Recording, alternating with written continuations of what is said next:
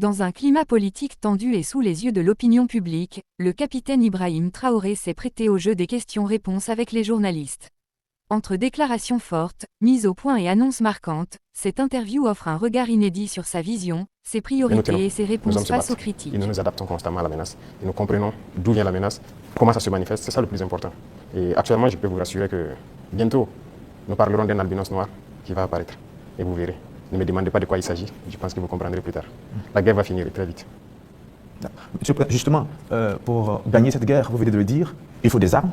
Et il faut aussi des hommes, surtout des hommes déterminés. La détermination, vous le savez, c'est le game changer majeur. C'est ça qui fait la différence dans toute guerre. En ce moment, au moment où on parle, quel est exactement le moral de nos troupes sur le terrain? Vous avez très bien touché le cœur du problème, la ressource humaine, les hommes déterminés. Il ne s'agit pas juste de payer de l'équipement, il faut des hommes déterminés. Et si vous remarquez, nous sommes en train de construire une armée de qualité. Et il n'est pas rare que souvent, lorsque nous jugeons qu'un chef d'élément ou bien une unité a failli à sa mission, qu'on les radie et qu'on les poursuive. C'est arrivé plusieurs fois et ça continuera comme ça. Si vous êtes engagé pour être militaire, vous devez accomplir la mission parce que la mission est sacrée pour nous. Et l'autre chose, c'est que malgré la pression, malgré les défis, les hommes continuent de se battre et ils sont très résilients. Si aujourd'hui vous attrapez un soldat burkinabé et le demandez, est-ce que vous voulez que d'autres personnes viennent se battre à votre place ou viennent vous aider, ils vous diront jamais, ils préfèrent mourir. C'est à ce niveau que vous jugez leur morale. Ils sont prêts, toujours prêts, malgré la situation.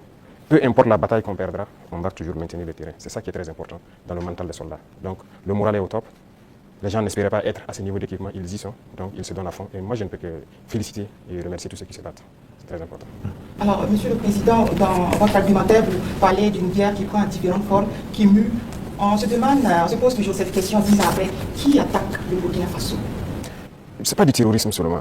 C'est une guerre pour s'accaparer de nos richesses et nous empêcher de nous développer. Je l'ai une fois développé lors d'un discours, je pense. Je disais que si nous, on arrive à exploiter convenablement notre sous-sol, à transformer ce que nous sommes en train d'exploiter ici, ce que nous produisons, il y aura un sous-emploi chez eux là-bas. C'est une bataille. Ils pillent nos richesses pour pouvoir survivre. Donc c'est une guerre d'indépendance. Il faut que nous menons cette guerre pour être totalement indépendants, décider de notre développement, de notre trajectoire. Donc c'est de ça qu'il s'agit actuellement.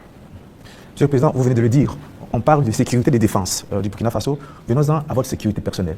Vous venez de l'évoquer il y a un instant, la pression est énorme, elle est grande, le danger vient de partout. Monsieur le Président, rien qu'en 2025, il y a eu plusieurs tentatives de coup d'État qui ont été déjouées. Monsieur le Président, est-ce qu'il vous arrive parfois d'avoir peur? Merci, je pense que c'est la seule force que j'ai. Je n'ai pas peur. Parce que j'ai confiance en vous tous. Ça, c'est la première chose. Il faut avoir confiance au peuple. Parce que c'est le peuple qui nous a confié cette mission. Et j'ai confiance au peuple, qu'ils comprendront. Et voilà pourquoi on n'hésite pas aussi à être devant le peuple, pour leur expliquer la situation et leur dire ce qu'il y a. Et ça permet de garder une très bonne relation. Ça, c'est la première des choses. La deuxième chose, comme je l'ai dit, il y a une mentalité qu'il fallait développer au sein même de nos forces. Ça, c'est très important. Actuellement, cette mentalité-là, les gens comprennent pourquoi ils se battent. Vous prenez, il y a quelques années de cela, plusieurs officiers sur le terrain ne savent pas pourquoi ils se battent. Mais si nous savons pourquoi nous nous battons, qui nous avons en face et pourquoi il y a cette pression, les gens comprennent mieux. Et voilà pourquoi nous avons même créé tout de suite l'Institut, l'école supérieure militaire, pour que nous puissions former nous-mêmes nos militaires et les mettre ce que nous voulons dans la tête. Et retenez une chose, si vous laissez vos forces être formées par d'autres puissances, ils les mettent dans leur tête ce qu'ils veulent. Ils les endoctrinent comme ils le veulent et c'est plus facile de les manipuler. Mais ici au Burkina actuellement, c'est ce qui fait mal d'ailleurs à beaucoup de puissances impérialistes. Ils n'arrivent pas à pénétrer notre armée. Tous ces battants qui ont été, tous ces hommes qui sont là, personne n'est venu d'ailleurs les former. Nous sommes bâtis sur notre expérience terrain et nous les avons formés. J'ai personnellement participé à des entraînements de certaines forces au tout début. Donc ça, c'est déjà une deuxième force. Et l'autre force est que si vous avez une mission, un objectif pour votre pays, vous ne devez pas avoir peur. Si vous avez peur, vous hésitez. Si vous hésitez, vous compromettez. Et une fois que la compromission est là, vous êtes foutu. Vous avez tout à l'heure énuméré un certain nombre d'éléments qui font que vous êtes rassurés. J'insiste parce qu'il y a l'histoire aussi. C'est l'histoire qui nous conduit. Ces forces impérialistes, elles sont réelles. En 1961, elles ont eu la peau de Patrice Lumumba en RDC. En 1972, elles ont eu la peau de Kwame Nkrumah d'une autre manière. Et puis en 1987, elles ont eu la peau de Thomas Sankara, toujours avec des ennemis internes et parfois avec la complicité de certains voisins. Vous savez ce qu'on dit, Monsieur le Président? Le premier devoir d'un révolutionnaire, c'est de rester en vie pour continuer le combat. Monsieur le Président, est-ce que vous pouvez rassurer toutes ces personnes, tous ces hommes, ces femmes d'ici et d'ailleurs qui commencent à espérer que vous allez rester en vie? Ils manipulent toujours de l'intérieur, nous sommes très bien conscients. Et aussi un devoir pour nous, c'est de participer à notre propre sécurité. Ce n'est pas aujourd'hui de dire que je suis chef d'État et voilà, je confie la sécurité juste à des gens. Non, tout le monde participe, moi-même je participe. Et c'est pourquoi j'ai dit, ce n'est pas juste une affaire de ceux qui sont à côté de moi, c'est une affaire de tout le peuple. Et la sécurité, ce n'est pas une affaire d'hommes de tenue et tout ce que vous pouvez imaginer. C'est tout un ensemble. C'est aussi des comportements, des manières de vivre. Il faut éviter beaucoup de choses que peut-être des erreurs ont été commises dans le passé. Nous avons lu beaucoup sur tous ceux dont l'impérialisme a eu la peau et nous avons appris beaucoup de leçons. Voilà pourquoi on dit on ne laissera pas les choses se répéter. On anticipera, quitte à ce que les gens interprètent comme ils veulent, on va anticiper. Mais parce que nous avons compris le message, l'espoir qu'il y a, on fera tout pour anticiper toujours les actions de l'impérialisme.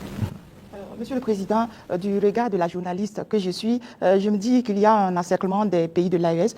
Quand je regarde un peu en Côte d'Ivoire, il y a un camp militaire à Odiéné, près du Mali et du Burkina. Le Sénégal installe des unités à la frontière avec le Mali, sans oublier également le Bénin qui fait frontière avec le Burkina Faso et le Niger. Est-ce que, Monsieur le Président, vous partagez ce point de vue? Est-ce que vous voyez les choses de cette manière?